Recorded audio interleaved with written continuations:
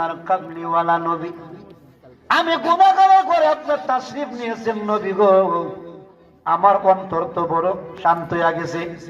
আল্লাহর নবী ডাক দিয়ে কয় নাসিরউদ্দিন, শুধুমাত্র দেখার লাগি তোমার আইছি না, আমার আল্লাহ পাঠাইছে তোমার একটা সুসংবাদ দিতাম। জবান খুলে বলি না মারহাবা। কিতা দিতেন? সুসংবাদ। কিতা দিতেন? সুসংবাদ। বলে হুজুর আমার জন্য কি সুসংবাদ?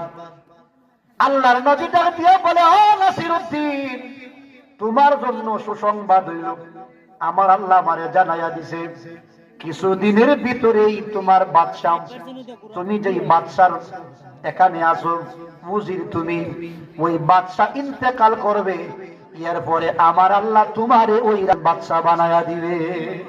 বাদশা হইলে পরে তোমার অধীনস্থ জনগণের প্রতিও তুমি জুলুম কইরো না, ইয়ার প্রতিও তুমি মায়ার নজর। ভাই এ মুসলমান, হয়তো হইতে পারি এটাই আমার জীবনের শেষ ওয়াজ, হতে পারে কি পারে না? কথা বলে না।